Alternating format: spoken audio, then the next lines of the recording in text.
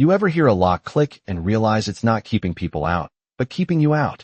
The sound hit first, sharp and metallic, echoing off the quiet street like it didn't belong there, like someone had forced a piece of authority into a place it had no right to be. And I remember the smell right after. That faint burnt iron scent you only notice when something's been handled too roughly, too deliberately. And as I pulled my truck up to the curb, gravel crunching under the tires, I saw it, hanging there on my gate like it owned the place, a thick HOA-issued padlock, bright brass. Catching the late afternoon sun, completely out of place against the matte black steel I had installed myself 3 years ago. And for a second, I just sat there with my hand still on the steering wheel, engine idling, trying to process how something so small could feel like a line had just been crossed in permanent ink. Because that gate wasn't decorative, it wasn't symbolic, it was part of a system, a network, something bigger than what Margaret Collins and her clipboard committee ever bothered to understand. And yet there it was, locked, sealed,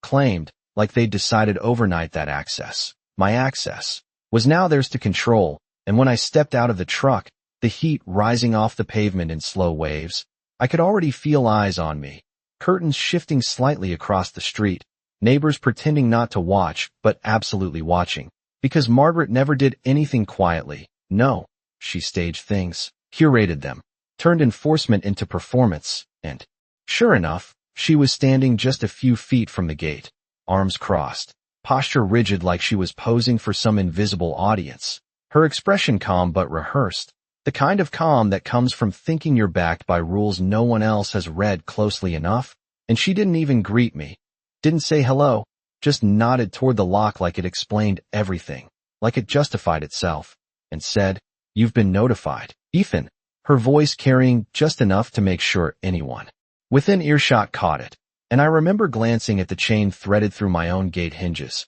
noticing how it had been looped incorrectly, like whoever put it on didn't actually understand how the latch system worked, which told me everything I needed to know about how rushed this was, how performative it was. And still, I walked closer, each step deliberate, the gravel crunch louder now, my fingers brushing against the cool metal of the gate as I looked at the lock up close, noticing the HOA tag zip-tied to it, stamped with a compliance code that meant nothing without context, and I could feel that familiar pressure building in my chest. Not anger exactly, not yet, more like a slow realization unfolding, because this wasn't just about a violation notice or some landscaping dispute. This was about control, about someone deciding they could override something they didn't even fully understand. And Margaret shifted her weight slightly, watching me like she was waiting for a reaction, maybe expecting me to argue, to raise my voice, to give her the scene she clearly wanted, but I didn't give it to her. Not then, because as I stood there, hand resting on that locked gate, I became aware of something else, something quieter but far more important, the faint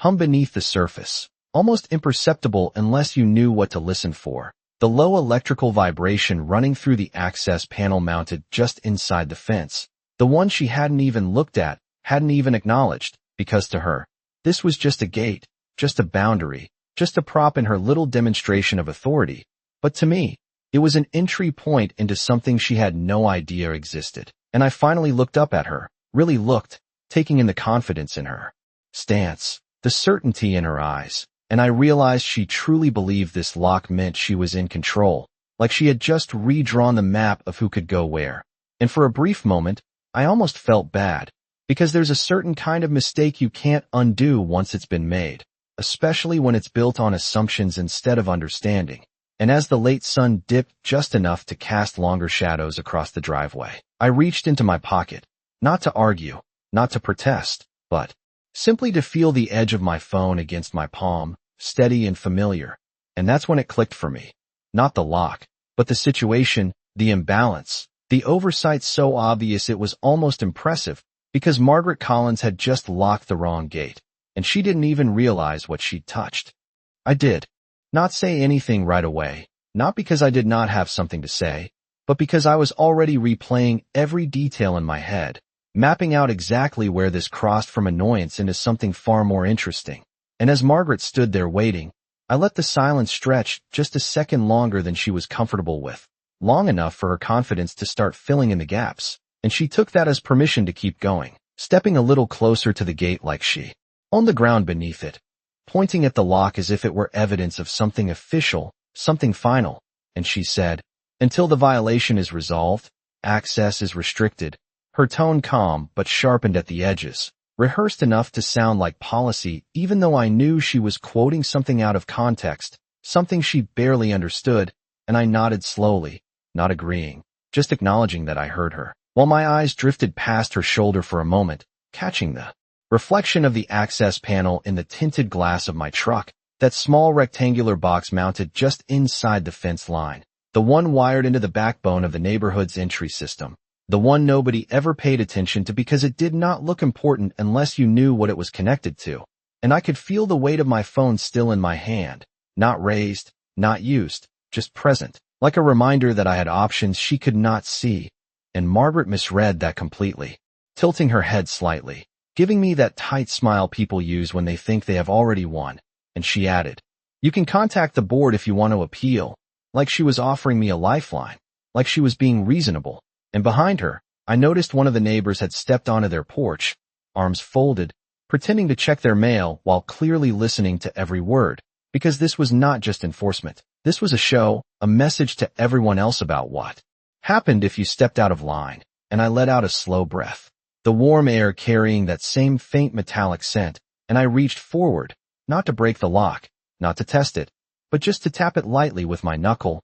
listening to the dull, hollow sound it made against the chain, and in that moment, I realized something almost funny about it, something Margaret had completely overlooked, because the way she had threaded that chain, the angle of the latch, the placement of the lock itself, it was all wrong for what she thought she was controlling, and I glanced back at her, meeting her eyes, and for the first time I spoke, keeping my voice level, steady, not confrontational, just clear, and I said, "You put that on my gate." And she nodded once, firm, like she was confirming a decision already documented somewhere, and I followed it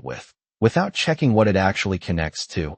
And that was the first moment her expression shifted, just slightly, not enough for anyone else to notice, but enough for me to see the flicker of uncertainty behind the confidence, because she did not like questions she could not immediately answer, and she straightened a little, adjusting her posture, doubling down on the authority she thought she had, and said, "This is standard enforcement," but she did not elaborate, did not explain, because she could not, and I let that hang there, not correcting her, not arguing, just letting the gap widen between what she believed and what was actually true. And as a light breeze moved through the street, rustling the leaves along the sidewalk, I shifted my stance slightly and looked past the gate again, focusing this time on the wiring conduit running along the base, the one that fed directly into the community's central access loop, the same loop that controlled not just my gate, but the main entrance at the end of the block, the delivery access point, and every remote badge registered in the system.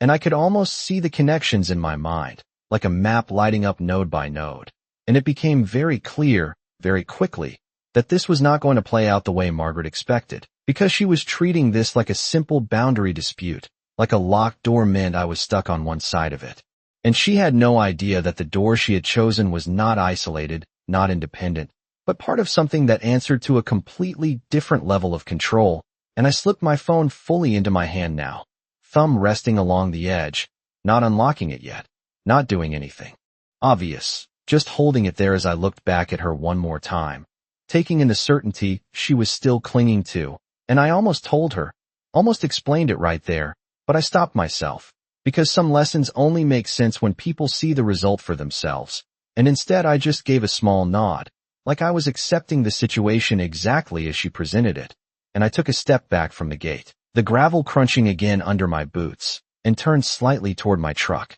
leaving her with the impression that she had just finished something, completed something, when in reality she had only just started it. And as I reached for the door handle, I glanced once more at that lock, catching the way the sunlight hit it just right, making it look heavier than it really was. And I thought about how simple it must have seemed to her to put it there, how final it must have felt, and how quickly that feeling was about to change, because she had not locked me out of anything that mattered. She had just given me a reason to show her what actually did.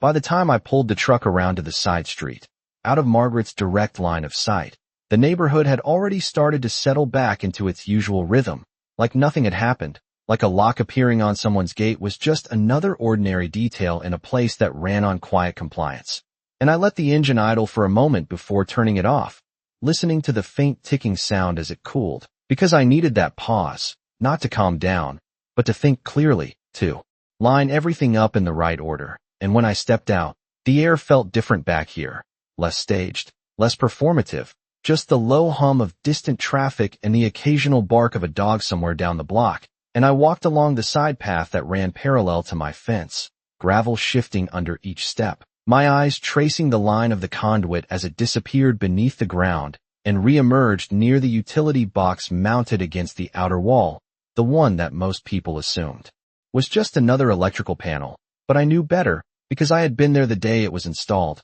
I had signed off on the configuration. I had watched the technician explain how the system tied into the main access loop for the entire community, and more importantly, who retained override authority when things needed to be adjusted. And that memory came back now in sharp detail. The smell of fresh wiring insulation, the quiet confidence of someone who understood exactly what they were building. And I crouched slightly near the panel, not opening it, just placing my hand against the surface, feeling the faint vibration running through it, steady and consistent, a sign that everything was still active, still connected, still very much under a structure Margaret had never even considered. And I pulled my phone out, the screen lighting up with a familiar interface, nothing flashy, just clean, functional, designed for people who knew what they were doing. And for a moment I scrolled without selecting anything, reviewing the nodes listed there, each one representing a point of control, a gate, an entry sensor, a remote access authorization, all tied together in a system that was never meant to be overridden by something as simple as a physical lock. And I could not help but let out a quiet breath, not frustration, but realization, because what Margaret had done was not just overstep, she had interfered with something that operated on a completely different level. And the more I thought about it, the more I understood how she had arrived there, how easy it must have been to assume that locking a gate meant controlling access. How convincing that must have felt when nobody challenged it, when nobody pointed out the difference between a barrier and a system. And I leaned back slightly, glancing toward the front of the property where I knew she was probably still standing, maybe talking to a neighbor now, maybe already framing the story in her favor, turning it into another example of enforcement done right. And that was the part that almost made me smile, because she was building a narrative based on something that had not actually been secured, not in the way that mattered. And I shifted my attention back to the phone, letting my thumb hover over the control options, not selecting anything yet, just acknowledging what was there, what had always been there, quietly waiting behind the surface of things people thought they understood. And I remembered the original agreement, the clause buried in the documentation that most people skipped over, the one that defined who had final authority over access configurations in cases where system integrity was involved. And I knew exactly where my name sat in that hierarchy, not publicly displayed, not announced, but recorded, verified, and still valid. And that was when the situation stopped feeling like a problem and started feeling like a setup, not one I had planned, but one that had been handed to me. Fully formed, all I had to do was decide how to respond, because there was a difference between proving a point and making someone understand it. And as I stood there, the late afternoon light casting long shadows along the side of the house, I realized that whatever I did next was not just going to affect me. It was going to ripple through the entire system Margaret thought she controlled. And that meant timing mattered, precision mattered, and most of all, letting her believe she still had the upper hand mattered. And I slipped the phone back into my pocket without pressing anything, without triggering anything, because this was not the moment yet. This was just the moment I confirmed exactly what I was dealing with. And as I turned back toward the front, ready to step into whatever version of authority she thought she had established, one thing was already clear in my mind. She had not locked me out. She had just connected herself to something she did not understand. When I stepped back around to the front of the house, nothing had changed, and yet everything had. The lock still hanging there like a statement someone expected to go unquestioned. Margaret still positioned near the gate with that same rigid posture. And now 2 more neighbors had joined the invisible audience, standing just far enough away to pretend they were not involved, while making sure they did not miss anything. And I could feel the shift in the air, that quiet tension that builds when people sense something unresolved, something that might turn into a story they will repeat later, and Margaret noticed me immediately, straightening slightly as if preparing for round two, her expression already set in that calm authority she liked to wear, and she spoke before I even reached the driveway. I assume you understand the situation now, like she expected compliance to follow naturally, like the lock itself had already done the work for her, and I slowed my steps, not stopping completely, just enough to show I was listening without giving her the satisfaction of urgency, and I glanced again at the gate, at the way the chain sagged just slightly under its own weight, at the angle of the lock catching the light, and then back at her, measuring the moment, because this was where most people would argue, would push back, would try to win on the surface level she had defined, and that was exactly what she was waiting for, something she could shut down with policy language and warning notices, something she could control, but I was not interested in that version of the conversation, not anymore, and instead I let my gaze drift briefly toward the end of the street, toward the main entrance where the larger gate stood, the one every resident used without thinking, the one tied into the same system she had just interfered with, and I could almost hear it in my mind. The motor, the relay clicks, the subtle synchronization that kept everything moving smoothly, and it made what she had done feel even smaller, even more disconnected from how things actually worked, and when I looked back at her, I gave a slight nod, not agreement, not submission, just acknowledgement, and I said, I understand more than you think, keeping my voice even, almost quiet, and that seemed to unsettle her more than if I had raised it, because it did not fit the script she had prepared for, and she crossed her arms a little tighter, shifting her weight, and replied, then you know what you need to do. And there it was again, that assumption that the situation was contained, that the next step belonged to me within the boundaries she had set,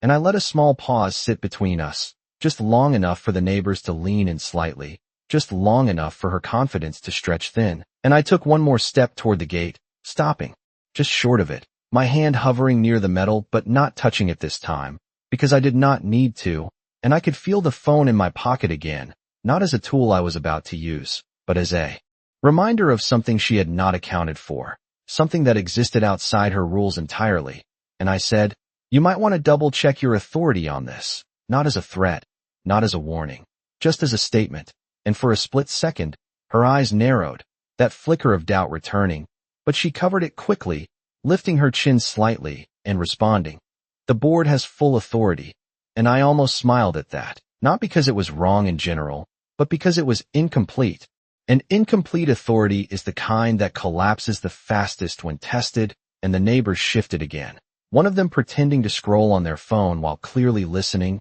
and the whole scene started to feel less like enforcement and more like a stage waiting for something to happen. And I realized this was the moment where she believed everything had already been decided, where she thought the lock represented the final move. And I took a slow breath, letting the silence stretch one more time, not uncomfortable now, but heavy with everything she did not know. And then I stepped back, creating just a little more distance between me and the gate, between me and her version of control, and I said, all right, simple, neutral, almost agreeable, and that seemed to satisfy her, at least on the surface, because she relaxed just slightly, like the situation was settling into place, like she had just enforced something successfully, and I turned my head slightly, looking once more down the street toward that main entrance, toward the part of the system she had not even considered, and in that moment it became very clear that she was not watching the right thing, not even close, because everything she thought mattered was right here in front of her,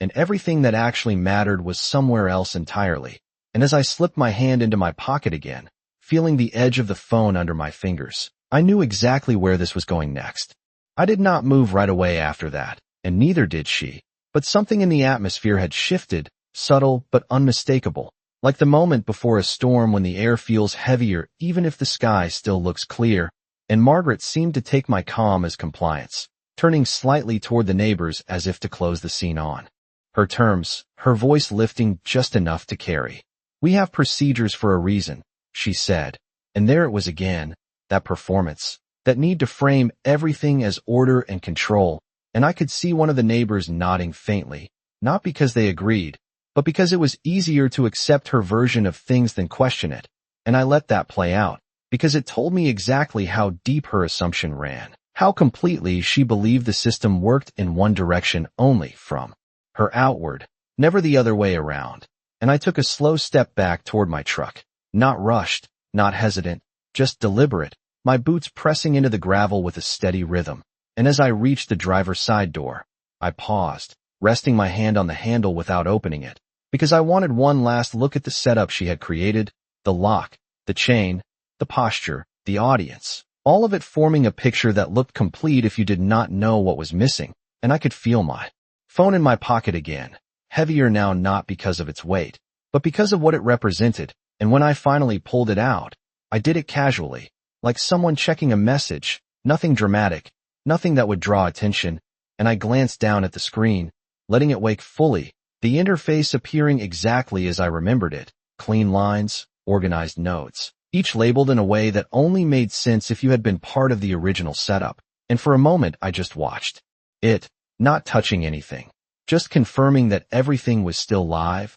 still connected, still waiting. And then I lifted my head slightly, looking past Margaret again, beyond the immediate scene, toward the rest of the neighborhood that depended on the same system she thought she had just controlled with a single lock. And it struck me how quiet everything still was, how normal it all looked, like a picture frozen just before something changes. And I slid my thumb along the edge of the phone, hovering over the control panel that most people would not even recognize as significant. And I remembered the day this had all been put in place. The conversations about redundancy, about fail-safes, about who retained ultimate authority if something interfered with system integrity. And I remembered how casually that responsibility had been assigned, how little attention it received at the time, because nobody expected it to matter. And yet here we were, standing in a moment where that exact detail was about to define everything. And I let out a quiet breath, not tension, not hesitation, just acknowledgement that this had moved beyond a simple disagreement,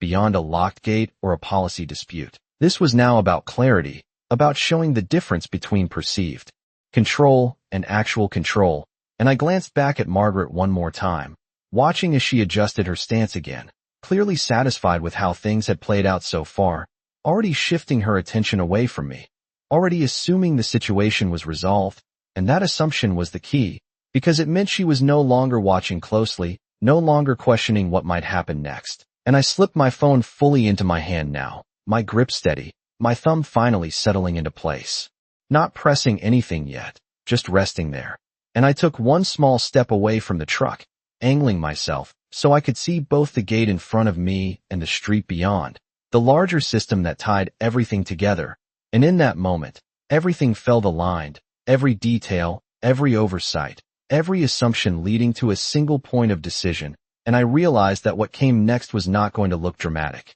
Not at first. There would be no argument, no raised voices, just a quiet shift that would ripple outward. And as I looked down at the screen again, focusing on the one control Margaret had unknowingly connected herself to, I knew she was still thinking about that lock like it was the final move, and she had no idea it was only the beginning.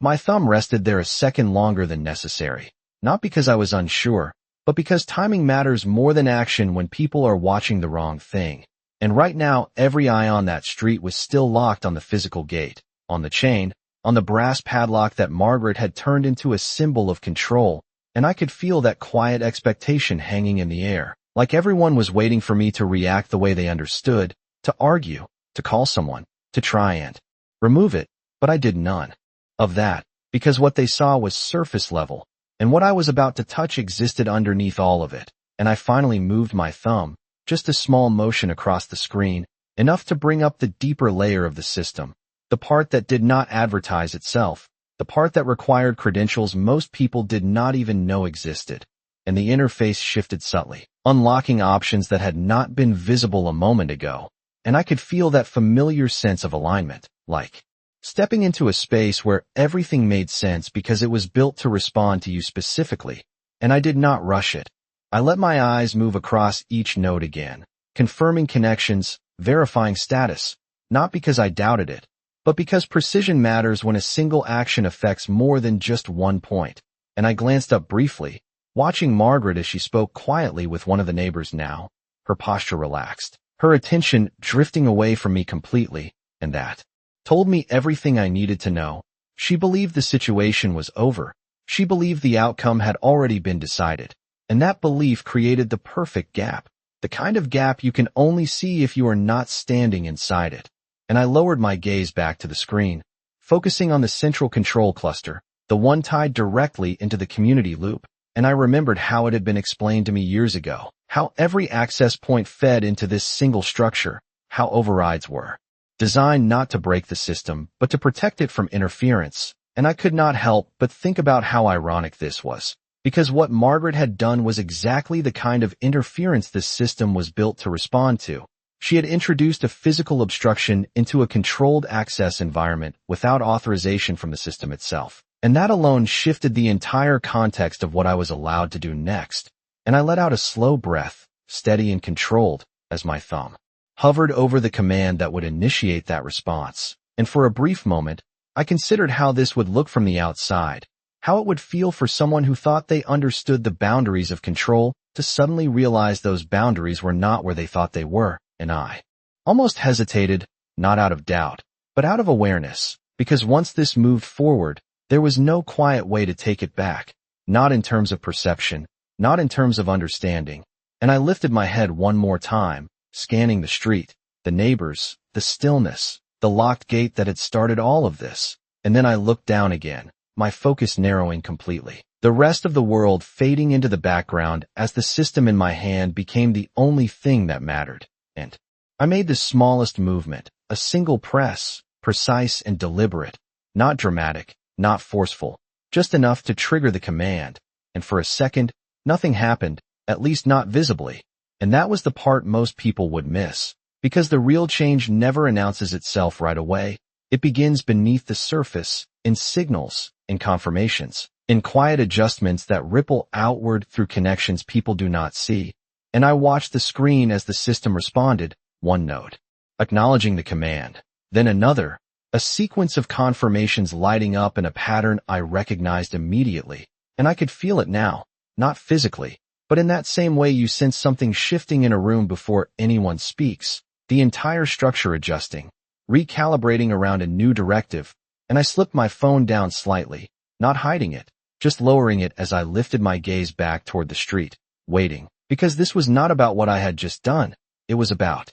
what everyone else was about to notice. And I knew exactly where it would show first, not here at my gate, not where Margaret was still standing, but further down, where the system connected everything together. And I could already imagine the sound, the subtle mechanical shift that would break the quiet rhythm of the neighborhood. And as I watched that direction, letting the moment stretch just long enough to build its own tension, I knew she was about to realize something was not working the way she thought. The first sound came from down the street, faint at first, almost easy to miss if you were not already listening for it. A low mechanical shift followed by a short, sharp click, the kind that does not belong to anything random, the kind that signals a system responding to something intentional. And my eyes stayed fixed in that direction, because I knew exactly where it was coming from. The main entry gate at the end of the block, the one every resident relied on without thinking. And for a second, nothing else moved. The neighbors still standing where they were,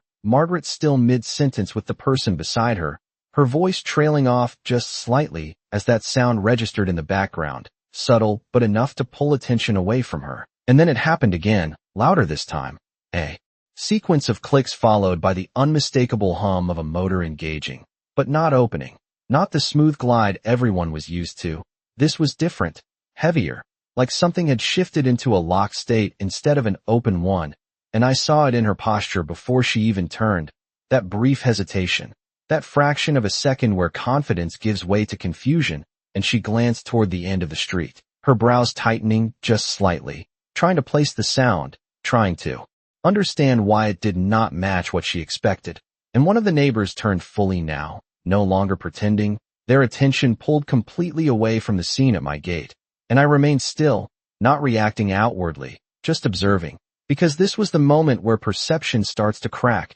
not all at once, but in small, undeniable ways. And Margaret took a step forward, peering down the street like she could see through distance and understand it instantly. But she could not, because what was happening was not visible yet, only audible, only felt. And that made it harder to dismiss, harder to explain away. And then a car approached from the far end, slowing as it reached the main gate. The driver pausing like they always did, expecting it to open automatically, and I watched as nothing happened. No movement, no response, just a still, closed barrier where there should have been access. And the car edged forward slightly, then stopped again, the driver clearly confused. And that was when the quiet started to break, not with noise, but with awareness spreading, one person noticing, then another, the ripple moving outward from a single point Margaret had never even considered. And she turned back toward me now, not fully, just enough to include me in her line of sight again, her expression no longer composed in the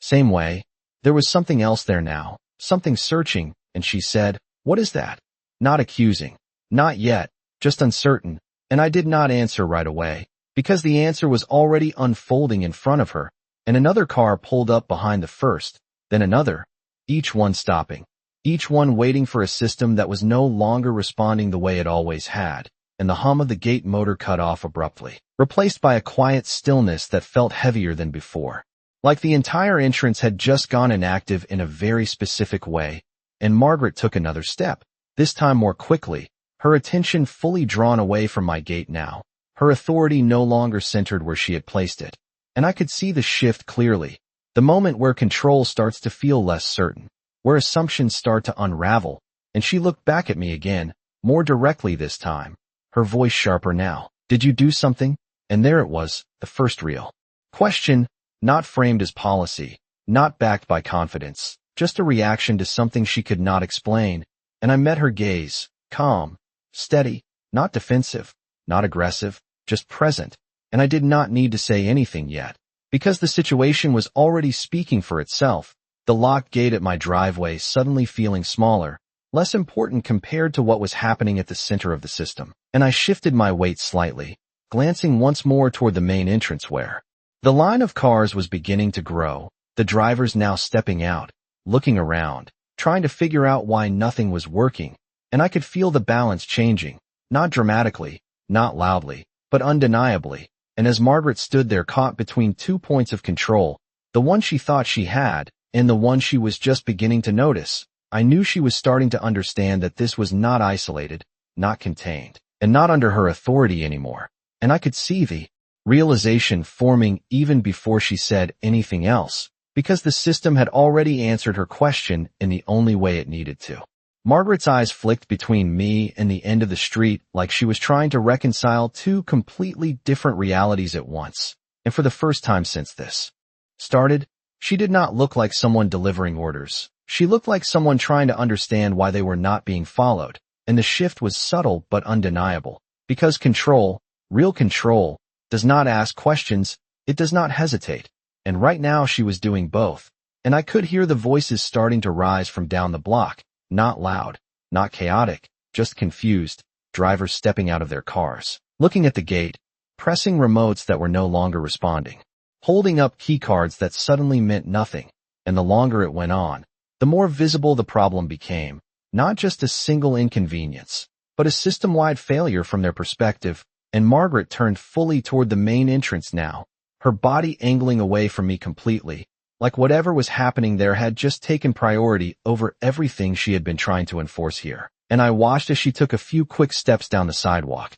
then stopped, like she was not sure whether to go investigate or stay and maintain her authority where she had established it. And that hesitation told me everything, because it meant she did not know which part of this she actually controlled. And one of the neighbors spoke up quietly, something about the gate not opening, and Margaret responded automatically. "It is probably a temporary glitch," but even as she said it, there was no conviction behind it, just a reflex, a placeholder explanation to fill the gap until she could find something better. And I finally stepped forward again, not toward her, but toward my own gate, the one still locked with that same bright brass padlock, and I reached out, resting my hand lightly against the metal, feeling the cool surface beneath my palm. And for a second, I just stood there, letting the contrast settle in, because this gate, the one she thought she had secured, was now the least significant part of the entire situation, and I could sense her attention pulling back toward me, even as her focus remained divided.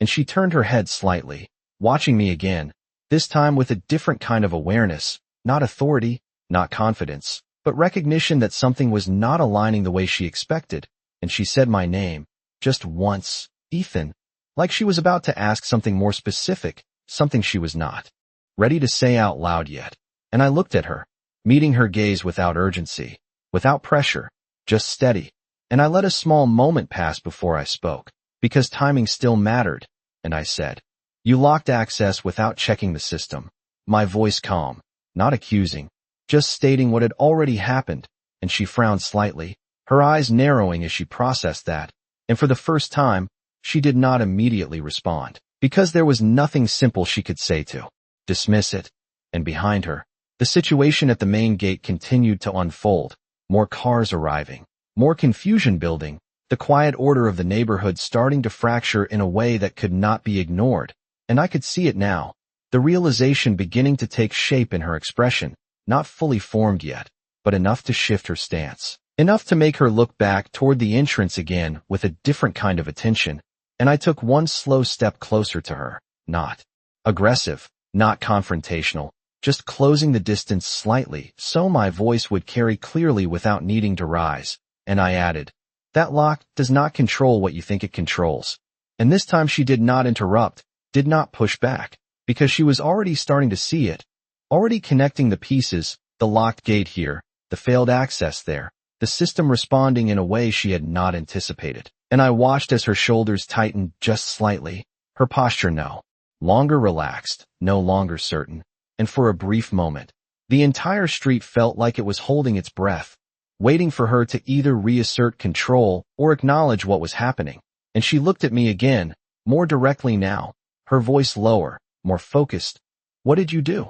And there it was again, but different this time, not just confusion, but concern, because she could feel the shift even if she did not fully understand it yet. And I did not answer immediately, because the answer was still unfolding around us, still becoming visible in ways that words would only interrupt. And instead I glanced once more toward the main gate, where the line of cars had grown long enough to block part of the street, where people were now standing outside their vehicles, looking at something that was supposed to work and clearly was not. And I let that image sit between us for a second, because it said more than anything I could explain, and then I looked back at her, calm as ever, knowing she was finally starting to see the system not as something she controlled, but as something she had just triggered. For a few seconds, neither of us moved, and that silence felt heavier than anything she had said all afternoon, because now the situation was no longer theoretical, it was visible, measurable, undeniable, stretching from the locked gate in front of me all the way down to the main entrance where the entire neighborhood had started to stall, and I could see it clearly in her face now. That moment when someone realizes the problem is bigger than the explanation they were ready to give. And Margaret took a slow breath, her eyes shifting again toward the growing line of cars, then back to me, like she was trying to decide which version of reality to commit to, the one she had created or the one unfolding in front of her. And I did not rush to fill that gap, because this was the part that mattered, not the action, not the command I had already executed, but the understanding that came after. The moment where control reveals itself for what it actually is, and I finally spoke, keeping my voice steady, measured, not loud enough to draw attention beyond her, but clear enough that she could not mishear it. And I said, "You interfered with a controlled access system." And she blinked once, the words landing in a way her earlier assumptions had not prepared her for, and I continued, "When that happens, the system does not ask who you are, it corrects itself." And I watched as that connected, not fully, but enough to shift her posture again, her shoulders tightening, her stance no longer anchored in authority but in uncertainty. And behind her, one of the drivers near the main gate raised their hands slightly in frustration, calling out something about the entry not working, and the sound carried just enough to reinforce what was already happening. And Margaret turned halfway toward it again, then stopped, like she was caught between responding there and resolving this here. And that hesitation told me everything had already flipped, because control that has to choose is not control anymore. And I took one small step closer to the gate, resting my hand against the metal again, and I looked at the lock she had placed there, the same one that had started this entire sequence, and I said, almost quietly, "That lock is just a symbol." And she looked at it too, following my gaze, and for the first time, I could see doubt settle in fully, not flickering, not passing, but staying, because now she understood it was not doing what she thought it was doing,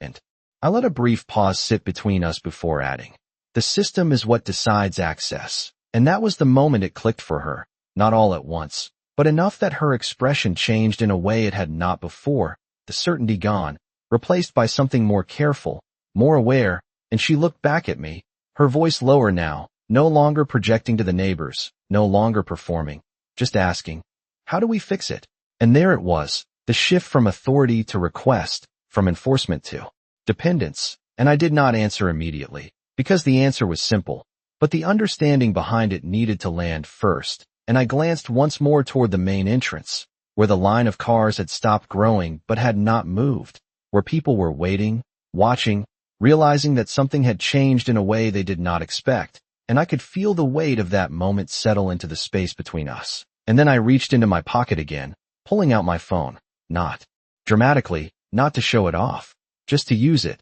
the same way I had before, and I unlocked it with a single motion, the interface appearing instantly, still active, still connected, and I let her see it this time, not the details, but the fact that it existed, that there was another layer she had not considered, and I tapped once, a precise, controlled input, reversing the command I had set in motion earlier, and for a second, nothing happened again. That same quiet delay where the system processed, recalibrated, and then from down the street, the sound returned, the motor engaging again, but this time different, smoother, familiar, and I watched as the first car at the gate began to move, the barrier lifting exactly as it was supposed to, restoring the flow that had been interrupted, and a ripple of motion followed, cars inching forward, people returning to their vehicles, the system reasserting its normal behavior as if nothing had ever gone wrong, and I lowered my phone slowly, slipping it back into my pocket, and I looked at Margaret one more time,